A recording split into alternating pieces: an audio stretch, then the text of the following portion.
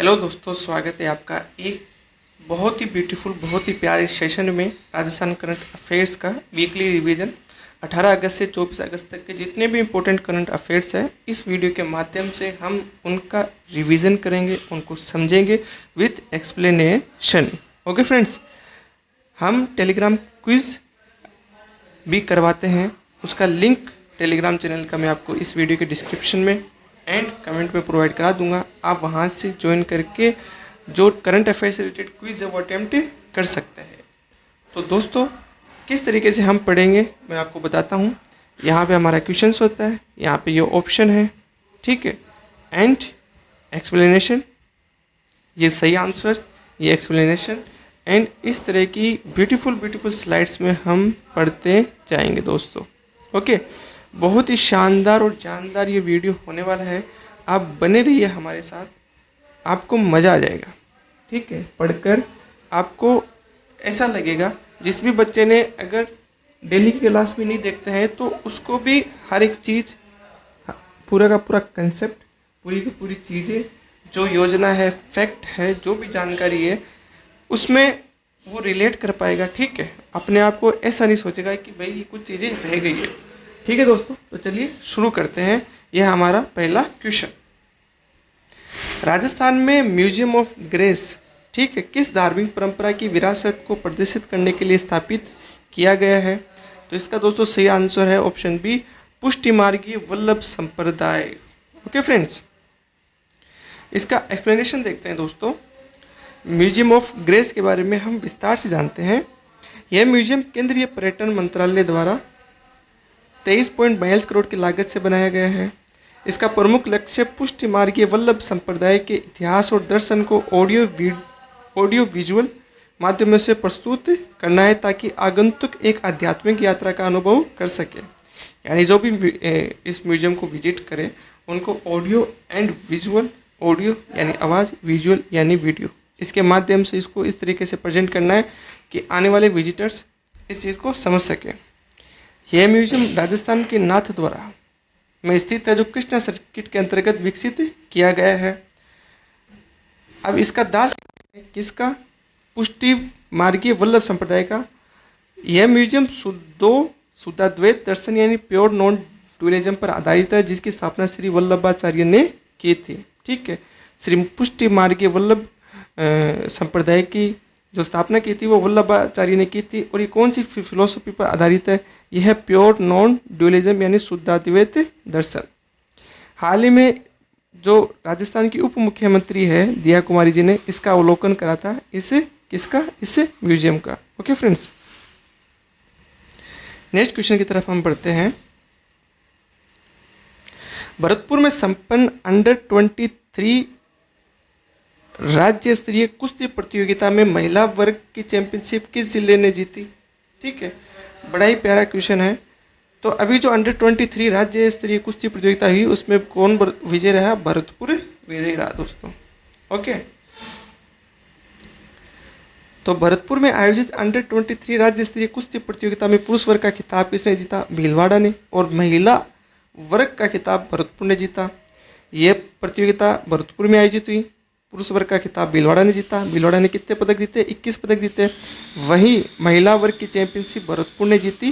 कितने पदक जीते? 8 पदक। पहली बार विश्व अंडर 17 कुश्ती प्रतियोगिता में राजस्थान से 3 महिला पहलवानों ने भाग लिया था, जिनमें से 2 ने पदक, 1 स्वर्ण और 1 कांस्य जीता। गृह राज्य मंत्री जवाहर सिंह बेडम भी इस कुश्ती प्रतियोगिता में शिरकत की थी। एंड राजस्थान राज्य कुश्ती संघ के जो अध्यक्ष हैं वो कौन है? राजीव दत्ता जी। ओके फ्रेंड्स, तो ये याद रखना कि राजस्थान राज्य कुश्ती संघ के जो अध्यक्ष है वो कौन है? राजीव दत्ता जी। नेक्स्ट क्वेश्चन चलते हैं।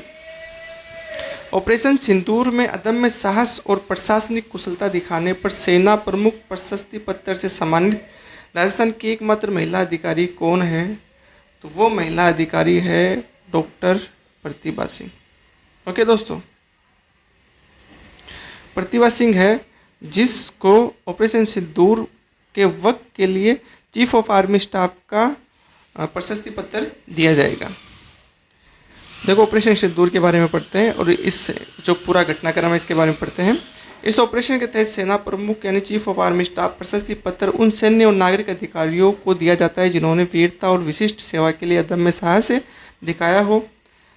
पुरस्कार प्रशस्ति पत्र के साथ बेज और पदक भी प्रदान किया जाता है। राजस्थान से कुल 6 अधिकारियों को सम्मानित किया गया है, जिसमें एकमात्र महिला अधिकारी डॉक्टर प्रतिभा सिंह है जो जोधपुर की संभागीय आयुक्त है।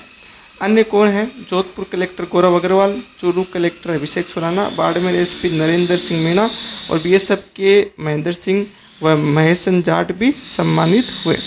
यह सम्मान उन नागरिक अधिकारियों को भी दिया जाता है जिन्होंने विकट परिस्थितियों में उत्कृष्ट कार्य किया हो, जैसा कि इस बार पूरे देश से 10 IAS और 19 IPS अधिकारियों को दिया जा रहा है। नेक्स्ट क्वेश्चन की तरफ बढ़ते हैं दोस्तों। उदयपुर में 23 और 24 अगस्त 2025 को जो कॉन्फ्रेंस हुई है नेशनल कॉन्फ्रेंस आयकर विभाग की, उसका मुख्य विषय क्या है? उसका मुख्य विषय है नए आयकर बिल और प्रत्यक्ष कर वृद्धि के बारे में विस्तार से जानना। ओके फ्रेंड्स, इसके बारे में पढ़ते हैं हम। ये जो नए आयकर बिल और प्रत्यक्ष कर वृद्धि के लिए आयकर सम्मेलन हुआ, कहाँ हुआ? यह सम्मेलन उदयपुर राजस्थान में आयोजित हुआ, जो 10 साल बाद राज्य में हुआ। इस सम्मेलन में देश भर से 125 आयकर अधिकारियों ने भाग लिया, जिनमें महानिदेशक, अन्वेषण मुख्य आयकर आयुक्त और प्रधान निदेशक जैसे वरिष्ठ अधिकारी भी शामिल हैं। चर्चा का मुख्य विषय हाल ही में संसद में पेश किए गए नया आयकर बिल और प्रत्यक्ष कर में वृद्धि की रणनीति थी। इसकी अध्यक्षता केंद्रीय प्रत्यक्ष कर बोर्ड यानी central bureau of direct taxes के अध्यक्ष रवि अग्रवाल, CBD टेक के अध्यक्ष कौन है? रवि अग्रवाल, उन्होंने इस समारोह की अध्यक्षता की। ओके फ्रेंड्स, नेक्स्ट क्वेश्चन हमारा, हाल ही में मिस यूनिवर्स इंडिया 2025 का खिताब किसने जीता?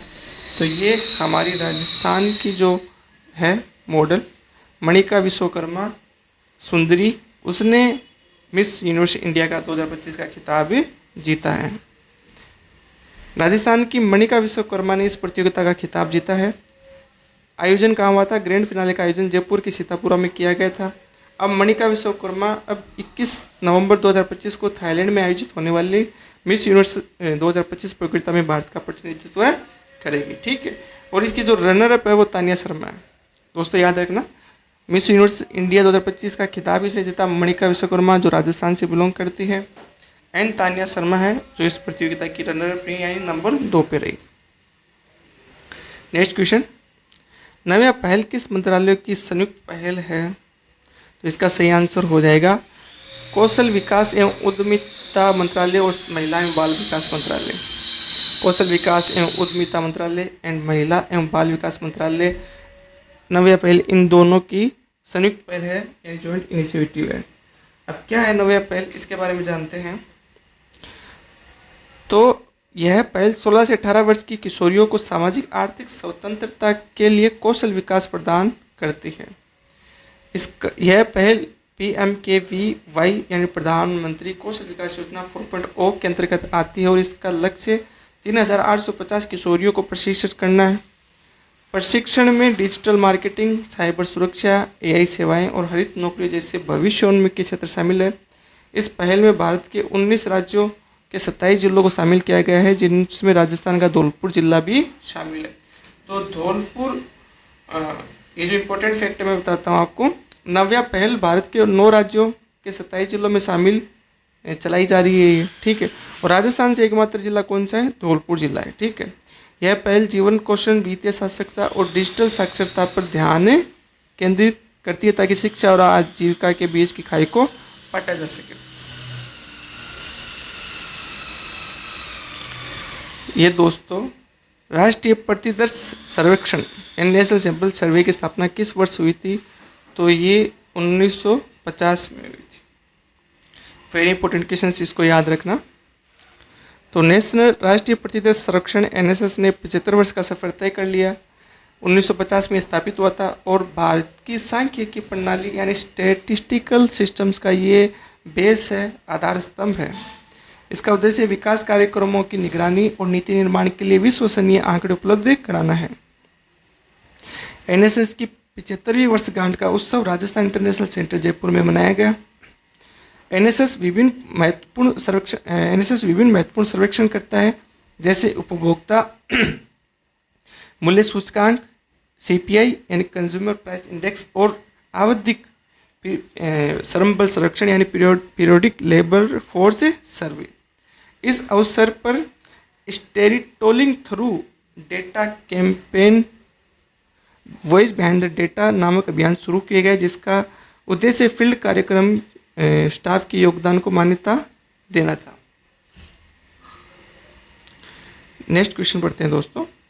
कोटा बूंदी ग्रीनफील्ड हवाई अड्डा परियोजना की अनुमानित लागत कितनी है? तो दोस्तों सभी को पता होगा कि जो कैबिनेट है, सेंट्रल कैबिनेट, प्रधानमंत्री नरेंद्र मोदी की अध्यक्षता में उन्होंने एक नया एयरपोर्ट कोटा बूंदी के लिए प्रस्तावित करा है। ग्रीनफील्ड हवाई अड्डा यानी ग्रीनफील्ड एयरपोर्ट उसको बोलते हैं कि जहाँ पर एयरपोर्ट नई है, नए सिरे से बनेगा, शुरू से बनेगा, फ्रॉम स्क्रैच। तो इसकी अनुमानित लागत है 1570 करोड़ रुपए। ओके फ्रेंड्स, इसके बारे में जानते हैं।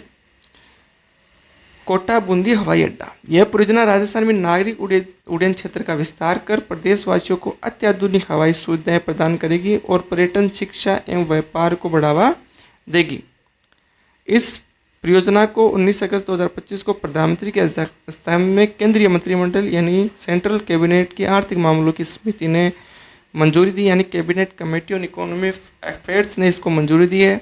यह लगभग 1507 करोड़ की लागत से बनेगा और इसकी क्षमता प्रतिवर्ष 20 लाख यात्रियों की होगी। यह ग्रीनफील्ड हवाई अड्डा है, जिसका अर्थ है इसे पूरी तरीके से एक नई जगह पर बनाया जाएगा। यह हवाई अड्डा राजस्थान के कोटा बूंदी क्षेत्र में स्थित होगा। Okay friends, next question. Jaipur police का महिला जागरूक सुरक्षा सप्ताह किस तिथि से प्रारंभ हुआ? तो दोस्तों ये शुरू हुआ था 20 अगस्त 2025 से।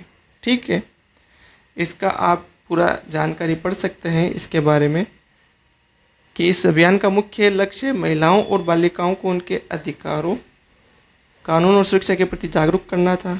ठीक है, इस सप्ताह का शुभारंभ 20 अगस्त 2025 को जयपुर के कॉन्स्टिट्यूशनल क्लब से जो डीजीपी हमारी राजीव शर्मा ने उन्होंने किया। आदि कर्मयोगी अभियान की अवधि किस वर्ष तक निर्धारित की गई है? तो ये 2030 तक की गई है। ओके फ्रेंड्स, आदि विकास महाअभियान आदिवासी, इस अभियान का मुख्य लक्ष्य विकसित भारत के लिए अनुसूचित जाति यानी शेड्यूल ट्राइब वर्ग को शासन और विकास में भागीदार बनाना है। इसके तहत प्रत्येक एसटी बाहुल्य गांव से 20 व्यक्तियों का चयन किया जाएगा, जिन्हें आदि सहयोगी और आदि साथी कहा जाएगा। जयपुर जिले में इसके लिए 10 ब्लॉकों के 177 गांव चुने गए हैं। यह अभियान पीएम जनमन, धरती आबा जनजातीय ग्राम उत्कर्ष अभियान और राष्ट्रीय स्किल सेल अनुमूलन मिशन जैसी योजनाओं का एक साथ समन्वय स्थापित करेगा।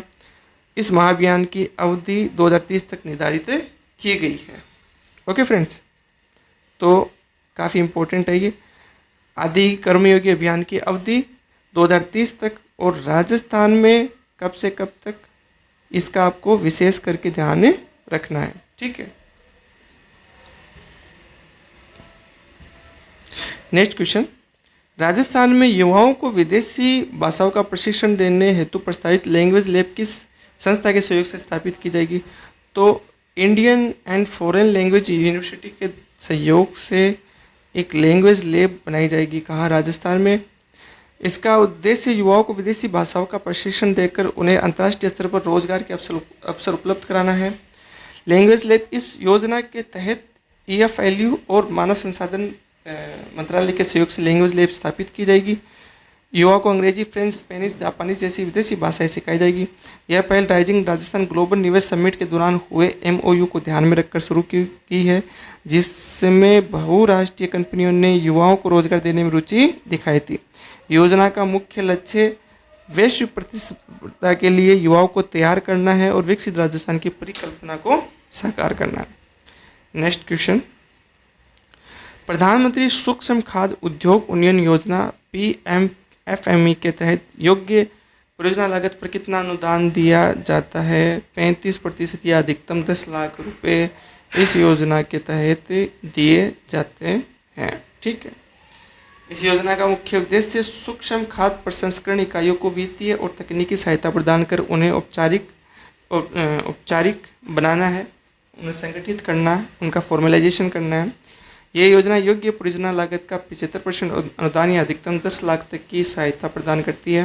नोडल एजेंसी राजस्थान राज्य कृषि विपणन बोर्ड जयपुर है राज्य। एंड इस योजना के तहत नए उद्यमियों और मौजूदा औद्योगिक इकाइयों को वित्तीय सहायता दी जाती है। पहला प्रवासी राजस्थानी दिवस कब आयोजित किया जाएगा? तो ये 10 दिसंबर 2025 को पहला प्रवासी राजस्थान दिवस से बनाया जाएगा दोस्तों। ओके फ्रेंड्स, इस कॉन्क्लेव का मुख्य उद्देश्य लक्ष्य प्रवासी राजस्थान समुदाय को राज्य के विकास से जोड़ना और निवेश को प्रोत्साहन देना है। यह आयोजन कॉन्क्लेव 9 से 10 दिसंबर को आयोजित किया होगा और इसी के साथ यह पहला प्रवासी राजस्थानी दिवस भी 10 दिसंबर 2025 को मनाया जाएगा। विभिन्न क्षेत्रों में उत्कृष्ट योगदान के लिए प्रवासी राजस्थानी सम्मान पुरस्कार PRS भी प्रदान किए जाएंगे। कॉन्क्लेव से पहले दिल्ली, हैदराबाद, सूरत, कोलकाता और UAE में निवेशक रोड शो आयोजित किए गए हैं। यह कॉन्क्लेव दिसंबर 2024 के rising Rajasthan global investment summit की सफलता की आगे बढ़ाया, जिसमें लगभग 35 लाख करोड़ रुपए के MOU memorandum of understanding sign किए गए थे। नेक्स्ट क्वेश्चन, वर्ष 2025 में राजस्थान सरकार द्वारा हरियालो राजस्थान वृक्षारोपण महाअभियान के तहत कितने पौधे लगाने का संकल्प लिया गया था, जिसे पार कर कुल 10.21 करोड़ पौधे लगाए गए हैं। तो 10 करोड़ पौधे लगाने का लक्ष्य रखा गया था और 10 करोड़ से ऊपर पौधे अब तक लग गए हैं हरियालो राजस्थान वृक्षारोपण अभियान के तहत। ठीक है, और 27 जुलाई 2025 को हरियाली तीज के अवसर पर एक ही दिन में 2.5 करोड़ पौधे लगाए गए, जो एक रिकॉर्ड है। यह महाअभियान प्रधानमंत्री के एक पेड़ माँ के नाम अभियान से जुड़ा है। वर्ष मित्र पेड़ योजना भी है। 200 पौधे लगाने वाले को वर्ष मित्र का दर्जा दिया जाएगा। लगाए गए पौधों की निगरानी हरियालो राजस्थान मोबाइल ऐप के माध्यम से की जाएगी, जिसमें पौधों की जियो टैगिंग भी शामिल है। राजस्थान में राणा प्रताप सागर झील के जल से ड्यूटेरियम निकालने हेतु कौन सी तकनीक का उपयोग किया जाता है? तो ये H2 द्वितापीय रासायनिक विनिमय तकनीक का उपयोग किया जाता है दोस्तों। ओके फ्रेंड्स, तो ड्यूटेरियम उत्पादन किया जाता है। इसका उपयोग क्या है? परमाणु ऊर्जा संयंत्रों में किया जाता है। इसे राजस्थान के कोटा जिले में राणा प्रताप सागर झील से निकाला जाता है। इसके उत्पादन में H2 द्वितापीय रासायनिक विनिमय तकनीक यानी by thermal chemical exchange process का उपयोग होता है। एक ऐसा संयंत्र तेलंगाना के मनुगुरु में गोदावरी नदी पर भी इसी तकनीक का उपयोग करके ड्यूटेरियम का उत्पादन होता है दोस्तों। सितंबर 2025 में ग्रामीण विकास का राष्ट्रीय चिंतन शिविर राजस्थान के किस शहर में आयोजित होगा? तो ये उदयपुर में आयोजित होगा दोस्तों। ठीक है फ्रेंड्स, तो ग्रामीण विकास को लेकर राष्ट्रीय चिंतन शिविर, इस चिंतन शिविर का मुख्य उद्देश्य ग्रामीण भारत को गरीबी मुक्त बनाना और समृद्ध एवं लचीले ग्रामीण समुदाय का निर्माण करना है। ये 2 दिवसीय चिंतन शिविर उदयपुर राजस्थान में आयोजित होगा। ठीक है, इसका आयोजन भारत सरकार के ग्रामीण विकास मंत्रालय द्वारा किया गया है।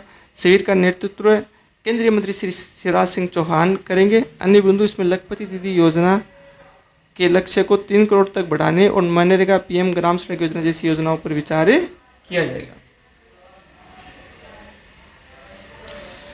राजस्थान और आसपास के क्षेत्रों में सक्रिय मादक पदार्थ तस्करी नेटवर्क को ध्वस्त करने हेतु NCB द्वारा संचालित अभियान का नाम क्या है? तो ये ऑपरेशन प्रहार है।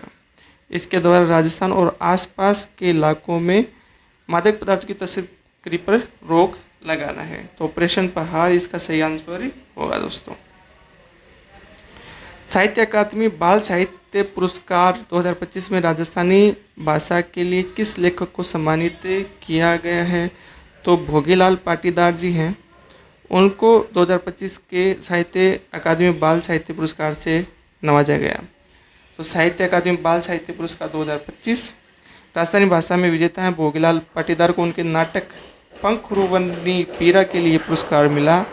क्या नाटक का नाम उनका? पंखेरुवन्नी पीरा।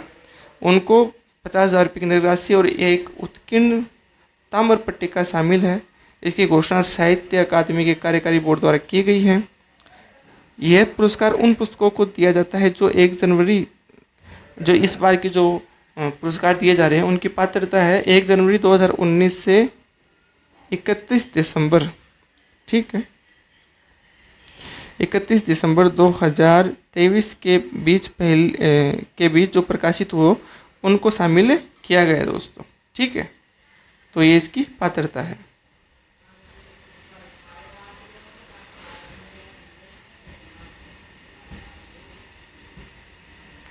नेक्स्ट क्वेश्चन चलते हैं।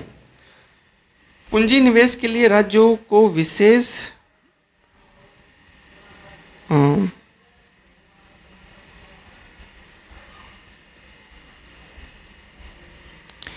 पूंजी निवेश के लिए राज्यों को विशेष सहायता SASCI योजना के अंतर्गत राजस्थान में किन पर्यटन स्थलों के विकास परियोजनाओं को मंजूरी मिली है? तो इसमें राजस्थान के जो प्लेस हैं दो वो शामिल हुए हैं, नाहरगढ़ व जल महल, ठीक है दोस्तों। नाहरगढ़ व जल महल है, उनको पूंजी निवेश के लिए राज्यों को विशेष सहायता SASCI योजना के अंतर्गत स्थान मिला है। इस योजना का लक्ष्य कम ज्ञात और प्रतिष्ठित पर्यटन स्थलों का विकास करना और जिम्मेदार पर्यटन को बढ़ावा देना। यह योजना 100% केंद्र सरकार द्वारा वित्त पोषित है। राजस्थान की इस योजना के तहत जयपुर में आमेर, नाहरगढ़ और जल महल विकास परियोजनाओं को मंजूरी दी गई है। इस परियोजनाओं का संचालन और रखरखाव राज्य सरकार के अधीन है, ठीक है।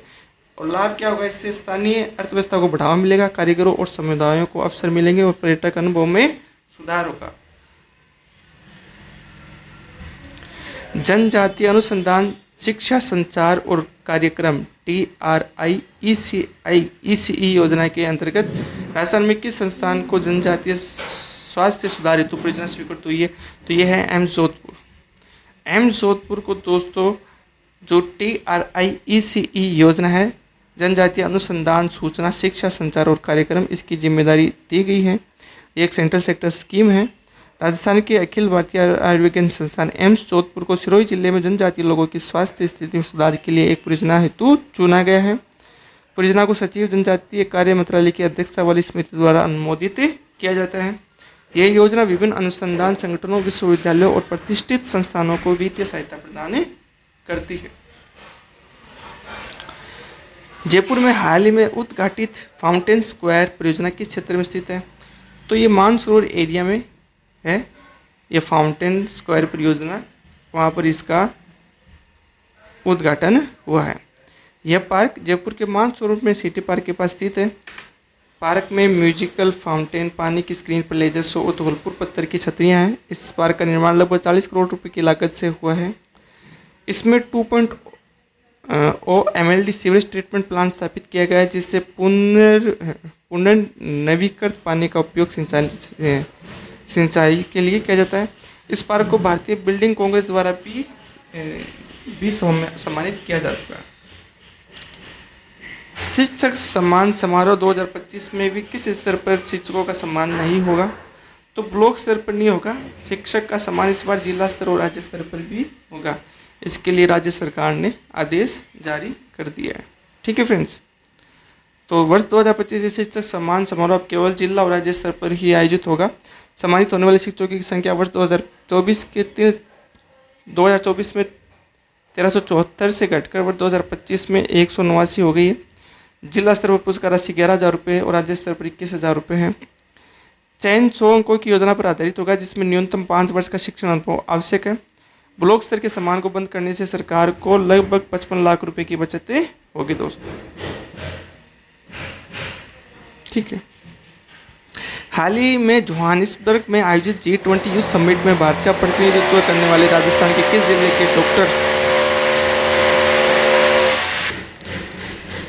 जिले के डॉक्टर शिवम अग्रवाल हैं? तो शिवम अग्रवाल सीकर से बिलोंग करते हैं।